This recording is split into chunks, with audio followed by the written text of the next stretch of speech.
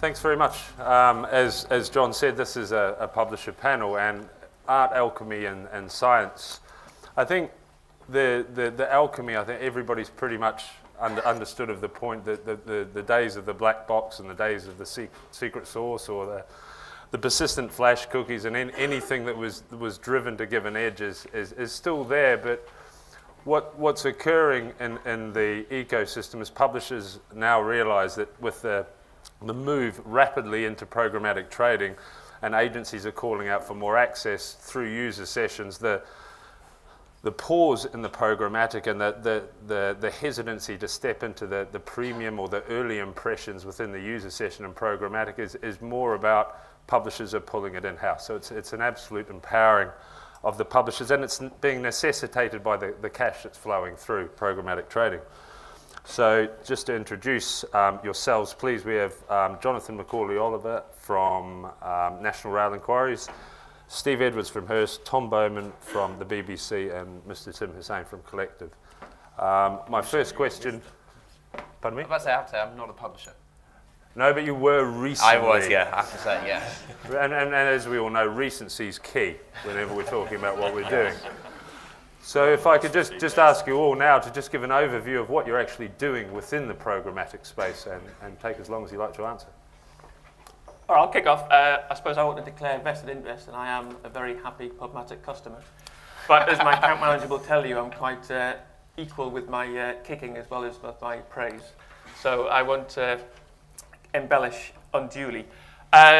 We are quite a strange operation in that we're a very large publisher for a company that doesn't really do commerce. We, as an organisation, National Rail Enquiries doesn't turn a profit, doesn't expect to turn a profit, and mine is the only revenue stream. So my ad dollars aren't as precious as they are at some other publishers, which gives me a rather unique perspective. It also gives me a very, very small sales team, and you're looking at it. So I probably devote about 50% of my daily traffic to my programmatic partner, Programmatic, and that does depend obviously on what I'm selling directly, and this time of year especially does depend on the lovely snowy weather, which sends my traffic through the roof and makes me very happy. But what's important for me is as few points of contact as possible, and those points of contact must be able to give me the answers I want and give me the information I want very quickly, because I want to spend as much as my time chasing the direct business, which is going to get me better yields. Steve? Yeah, I guess the position at Hearst is very different to that, and I describe it as we're at the end of the first stage really, which is kind of thinking about what programmatic means for a premium publisher like ours, and we do have a big direct sales team. So I think the first part of that is realizing and understanding what our inventory mix looks like and what our direct sales team prioritize and what the potential of programmatic looks like. And I think we've come a long way in a relatively short period of time. Where we're at right now is really, I guess, determining how we plan out the next step of our development in this area. So dedicated resource on the supply side, but also on the demand side, making sure that we have a clear understanding on a group by group and an individual level how the direct sales team can get involved in programmatic rather than it being somebody else's responsibility is an important part of the development as well. But we're stepping into this space cautiously. I think we all, I'm sure most of the people here are very well aware and well versed that programmatic is here, and it's going to form an increasingly important part of what we do. But we need to think particularly for our kind of luxury marketplace and our premium marketplace, really what that mix looks like, what we expect our direct sales teams to do, and what we expect programmatic to deliver for us. It's kind of early stages for a business like ours, but it's increasingly becoming part of every conversation that we have with the marketplace. Mr. Bowman. So I think a lot of that. BBC Worldwide's commercial operations primarily outside the UK. In fact, almost basically it's totally outside the UK when it comes to the web. And they're all commercially funded. So advertising is our revenue stream. We're not allowed to use any other form of funding. So all that money you're paying for the license fee goes for programmes in the UK, not to support BBC outside of the UK. So we have 22 sales offices. We sell across television and online. And we are very, very concerned with returns and revenues. It's not a sideline, it's our key business. For us, I mean, I'm a terrific fan of technology. I've been involved in this space ever since that picture went up, according to Dominic. And it certainly feels like it sometimes. But the reality of the situation is technology is brilliant, and you can't put it back in the box when it's arrived. The big difference between television, which I also involved with, is enormous. The television industry will add technology in order to enhance the advertising message and the advertising return. The digital industry has a habit of adding the technology and then afterwards trying to work out how the hell it's all going to work. You know. And if you run ad operations on across TV and across digital, another thing is really clear to you, is that it actually costs me, well, the cost of running a global TV ad operations business across 7 different satellite streams right around the world is 20% of the cost of running a digital ad operations business. So that's, you know, a considerable concern if you're in operations and you're actually trying to make a profit. And so what's interesting to us is the technology isn't the important bit. Actually, the value chain is the important bit. It's how much, where's the balance between what's right for the advertisers and what's right for the media owners? Yeah. How can we make sure that the system works for both players? Yeah. And so I genuinely believe that programmatic is actually phenomenal for advertisers, with control over frequency capping and control over reach and quite a lot of data pieces there. But I don't believe that publishers should just put their inventory, chuck it into a system where somebody else marks it up and takes all the return. Yeah. And so some of the business models in here are as unresolved as some of the mobile pieces that we just heard from the excellent Benedict. And so that is our interest. So we've moved cautiously towards this. We have a number of services working in a number of places with greater or lesser success. And one of the big benefits of being an international player is you get to see that although what you've heard an awful lot of this morning, and apologies to Programmatic because they are our delightful host, is very, very influenced by what the US say should happen. Yeah. And this is Airstrip 1 from the point of view of US expansion. Yeah. Actually, there are other markets which don't necessarily think it should go that way. You know, you could quite easily stand up and have a lot of speakers here from Germany who think very differently about data and value. And so I think that's actually an important thing. And it's very beneficial, I think, for our business to be able to see what the TV guys think and also what other global markets think. Tim? Great. So Collective, I don't know, we're not allowed to use the word network now, and I actually completely agree with that. We're a technology advertising company who work exclusively on behalf of lots of publishers. And a little bit like a sort of national rail, you know, there's lots of publishers out there who only have one digital person. So they're never going to be able to manage an entire programmatic piece themselves. But part of the reason I'm sitting up here is that I spent the last 5 years working at Sky, running all of Sky's digital ad product strategy, from future TV to programmatic to mobile to video. And I would just echo everything that Tom's sort of said here. How are we using it? You know, and one of my thoughts on it is that, you know, in the future, programmatic is the most efficient, clever way to buy digital media, and everything should be done programmatically, whether that's a direct sell branding campaign or whether that's a DR campaign or every sort of level in between. But that future, I think, is many years away. We're talking 2020 plus. We're not talking in the next few years. And I think that the challenge is now is exactly that, is that just how do you start to build that? How do you migrate from a traditional sales teams into a direct sort of programmatic piece? And I think the structure in the industry is one of the big challenges.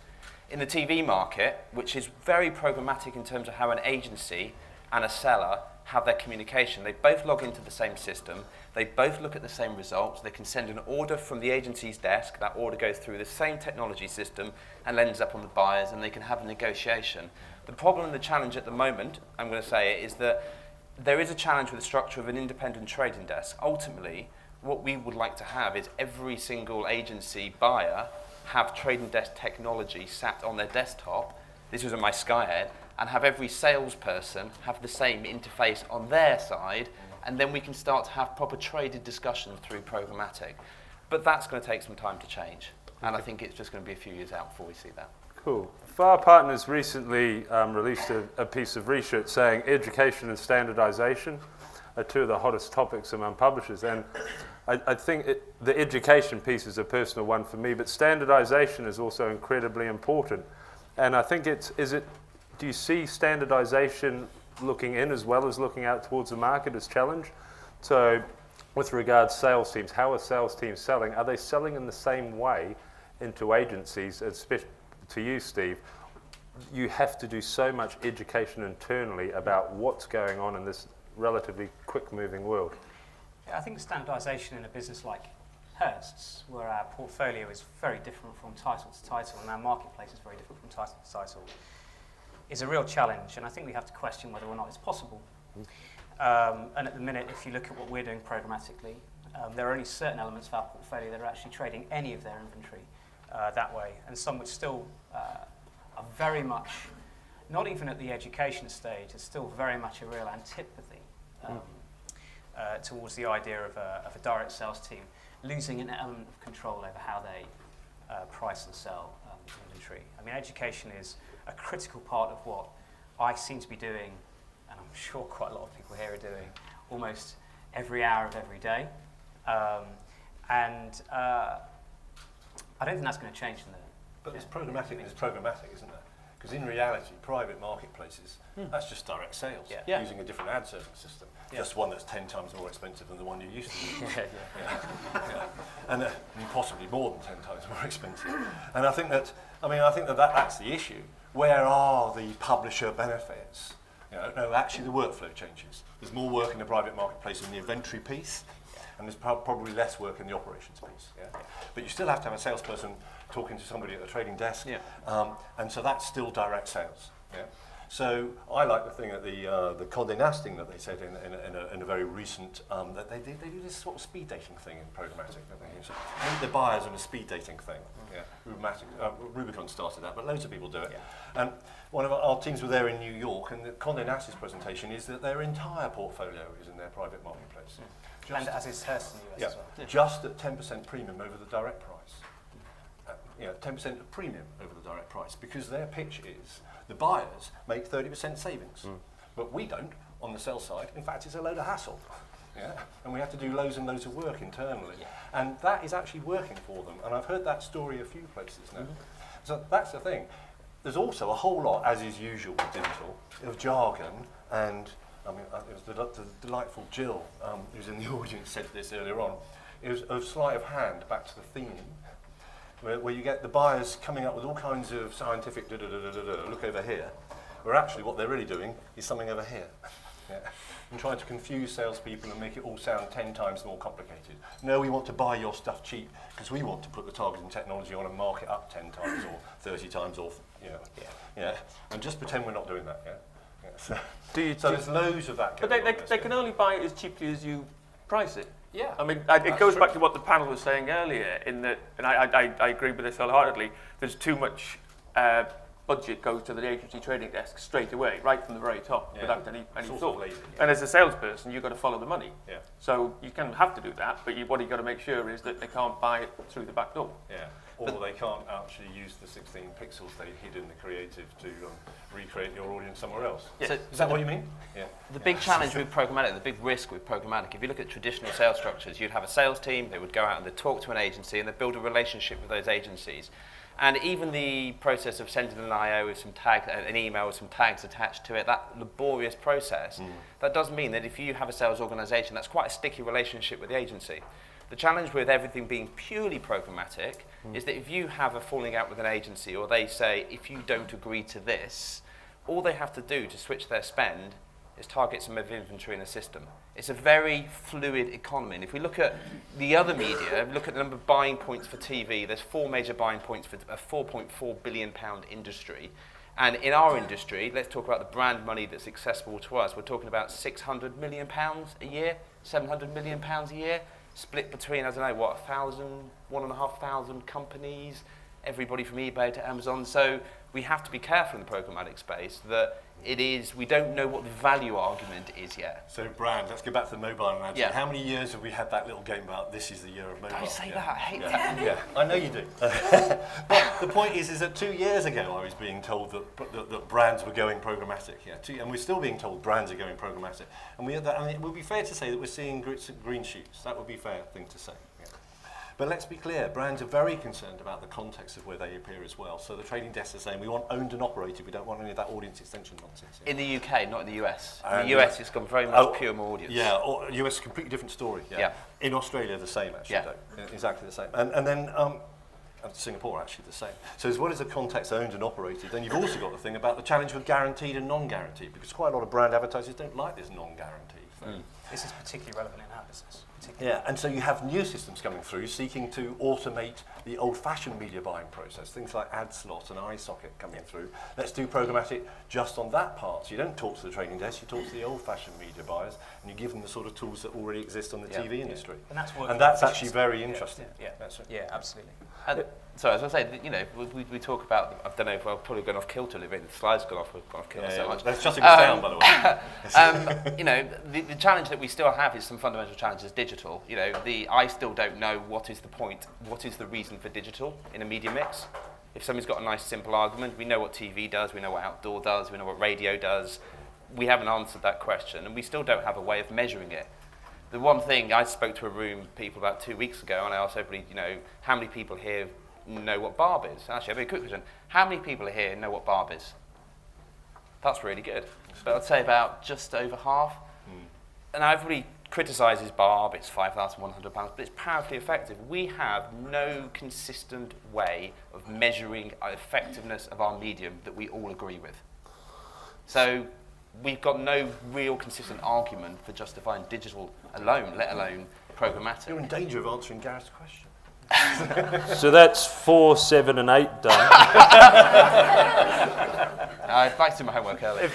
So there's clearly a mix of publishers in the room.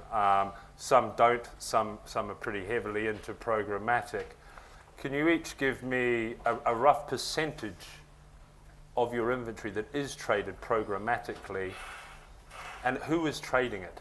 Is it internal, or are you passing it across and then it's being bought? I think we all know the difference between us selling something, if I was a publisher, if I was selling it, and somebody having the opportunity just to buy it from me.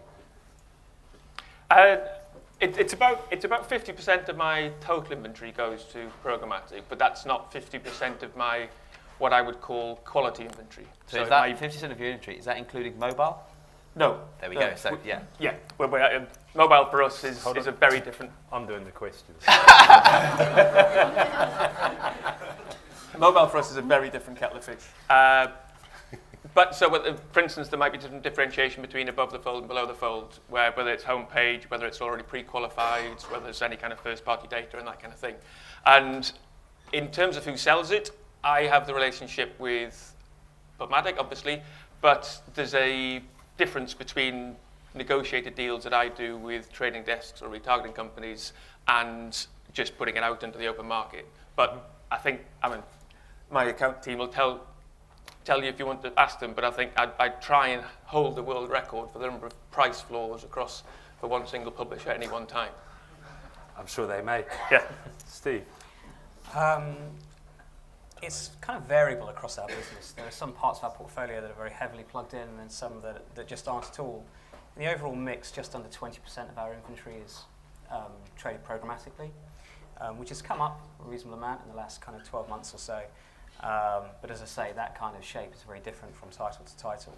In terms of who manages that and who sells that, we've actually been going through a process of building up a specific team operationally to manage our inventory mix and our inventory flow and waterfall cascade, call it whatever you like, and to actually look at how we engage with the marketplace. So a lot of the conversations that we have generally tend to happen at the supply side. On the demand side, it's currently working within the sales teams that are most heavily plugged into programmatic, but we are creating a role specifically to look at as a catalyst for demand generation. So at the moment you're dual skilling the orthodox trading and the programmatic trading within the current sales in very teams. Specific areas of our business, yes. Increasingly that will become an important part of how we think and behave, kind of going back to one of the points that I think you raised earlier on. The way in which I see this developing is where brand direct sales teams who sell very much on environment start to think about how they can utilise the tools available to them as an addition to what they do rather than somebody else's responsibility. Okay. Do you see diversification of the skill set of those that sit behind the salespeople? Because normally the salespeople going out and the ad ops people sit there, or the marketing people sit there and put the collateral together and give them, avails, different types of audience, first party, what are our endemics, what have we got going on? With programmatic and as more data is pulled in-house, or either an in-house DMP or a partnered DMP, the opportunity to scale into non-endemic audiences and or target non-endemic audiences is there. Do you see the diversification of skill set need or current? Definitely. I think that the file comment, which was you need, or somebody's comment earlier on, was you need standards. Exactly to this point. The point about Barb is it's a currency, not that it's accurate. It's a currency, and the programmatic world lends itself towards audience being a currency. So therefore, what an auto-intender segment is, be very helpful to have not just 9 different definitions from Blue Kai and all that kind of stuff. But yes, the skill set there. I mean, if you're going to do branded programmatic, you're going to be speaking to whoever the buyer is, and you're going to be optimizing and looking for affinity in audience segments and extending and scaling the campaign, and you should be able to do that in quite near real time. That's a technical thing. Does that end up in the sales planning role? Does that end up in the inventory role? Do we actually get our salespeople to get our heads around it? It depends on different sales teams and different parts of the world as well. I think that, there's a big future for that, though. I think that way of, I totally believe with whoever said 37%, campaigns are 37% more efficient if the data is right. Whatever number wherever that came from this morning, makes a lot of sense to us. Okay. We've always made tons of money in relation to the amount of inventory used when we've done behavioural targeting, and really all this data thing is just improving that system. Okay. Tim, from your experience, obviously largest broadcaster in the country, really, and now you've moved into Collective. A lot of publishers are used to selling themselves, selling the context, selling the audience that they've got, selling pages, channels, areas within their site.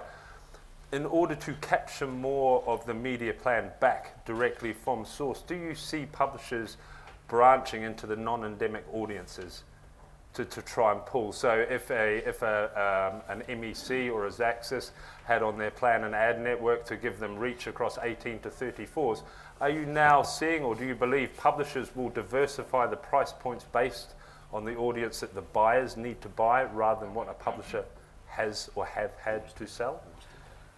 Yeah, they do to a degree. I think it's the publisher has some very intrinsic strengths in terms of data sets, and there's more validity in the data sets that you can bring that. Certainly, I think something like Sky, one of the big projects I was working on was how do we bring that lovely rich subscription data into the digital space and actually quantify that based upon actual identifiable postcode information, we know income information, and that's where a lot of the power is. I think the challenge with the data piece, though, is everybody's bringing data, but we're all bringing it differently, and we're all packaging it differently. And it would be like, as an agency, trying to buy a campaign on 20 different sites, and everyone has a different ad size. It just would not be scalable and would not be measurable. So there's so many challenges in this space that I'm quite happy, because it's going to keep me in a career probably until I retire. But apart from that, I think the data piece is really sort of early over here. And I think coming back to what Tom was saying, they are still very much buying in the UK content to infer audiences, as opposed to in the US, where they're saying, we want to go and buy 18 to 34-year-old males, and we'll go and buy that, whoever can, and coming back to Dominic's point, whoever can perform the best, And I do think that's where OCR, again, a bit like Barb, whatever weaknesses we talk about with what it's doing, and also with VCE, at least there's now starting to be a bit of a metric that you can measure 2 companies against and say who's hitting that target audience better. Okay. But one of the best things that I heard was a quote about wastage, and it was just talking about the fact that, lots of companies, we talk about digital's great because it can target the exact user. The challenge with that is if you're a company like Porsche, you actually want a significant amount of wastage in your marketing campaign. Because the reason you buy a Porsche is that other people have been seeing the ads, would like to buy one but can't afford one. And that's, that, and also you never know, your target audience may be 18 to 34-year-olds, but you may find there's a whole bunch of 50-year-olds who think they're still 34 and want to buy that product. But I think that's a really important point, because to your question, Gareth, the point is that the campaigns sold properly are always tailored to the individual advertiser, and it's actually quite hard to extrapolate. So the ability that, for somebody might pay you a lot of money for 25,000 Ferrari owners. Porsche might pay you a lot of money for that. But for other advertisers selling other cars, that's not as useful as a couple of million auto intenders. It is horses for courses depending on the advertiser. And actually, we've always varied our prices and adjusted the proposition depending on what the need is and who the advertiser is. This is negotiated media. This is not Tesco's. Do you think when brand campaigns are executed through our medium, especially Kirk McDonald at dinner last night made a really good point. It's like, when do you start buying things? And that's exactly the Porsche, the Range Rover story. You might have that high wastage, but 9-year-old and 10-year-old boys and girls, they still see those cars and they start buying them. So I think the point's incredibly valid. That's something that troubles us a lot, because our kind of business, it's our patch, yeah. I mean, the magazine business was basically built on serendipity and context, this idea of kind of being, broadly speaking, in the right place. I'll hesitate to use the word aspirational, seeing as it's not technically a word. But we kind of think about, so going back to your point about non-endemic industries, a lot of our growth is predicated on that, because you imagine a portfolio like Hearst, very much focused on luxury, fashion, beauty, cosmetics, all relatively speaking medium-sized to small-sized industries, none of them showing necessarily the growth in ad revenue terms of something like a tech and telco. So this is where it becomes really interesting for us. But I think that the journey that we're on is to understand what the profile of an L reader looks like, and how does that relate to the kind of car purchasing decisions that they make. And that's a kind of a lateral leap that we're making, and something that we can learn by data, but there's also a very real role for planning and strategy, and a lot of those very kind of traditional skills within the marketplace, and we need to understand what that relationship looks like. I think that's exciting. And those are the limits of programmatic, aren't they? Because the algorithms don't take account of brand. That's right, yeah. And aspiration. I think which is a word. Yeah.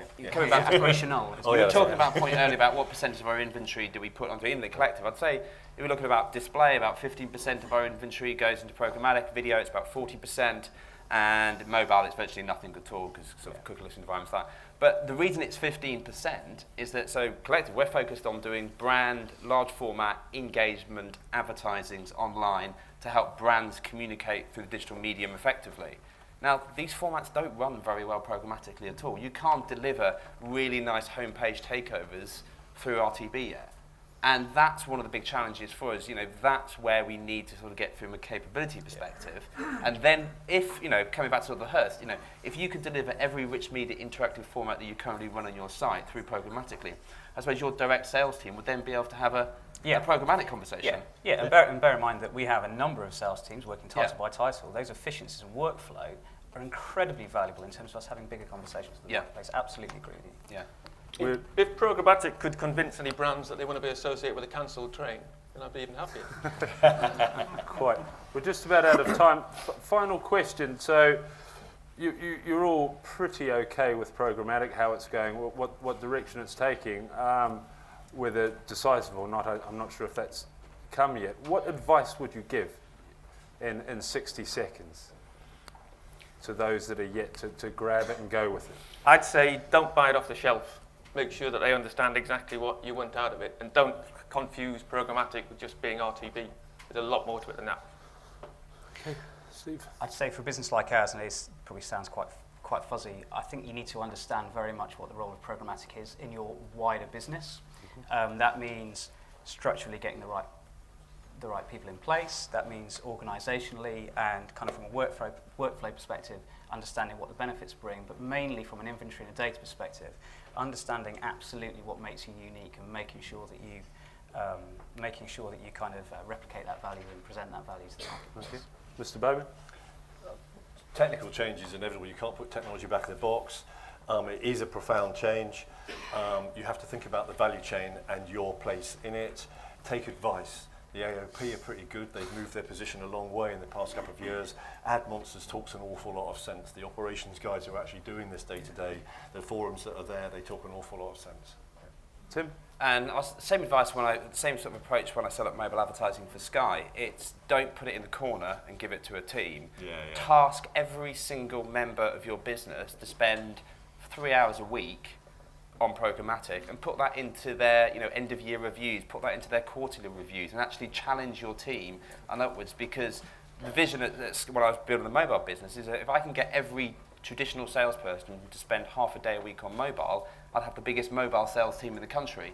If you can get everybody just to spend a few hours a week on programmatic, that's what's going to change it. The technology's come, it's got some areas to go, but the sort of the social structures, they haven't changed, and they're the ones that are going to take the longest to change. The problem is the technology hasn't quite come yet, because it's just going to keep changing. It started. It's going to change. What is really expensive and done by massive American brands, their own platforms, Yeah. that's going to end up being something that everyone does. Yeah.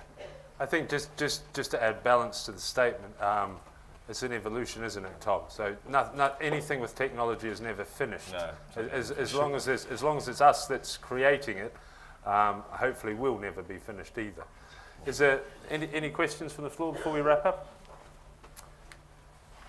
No? Thank you very much. Cheers, Tab. Thank you.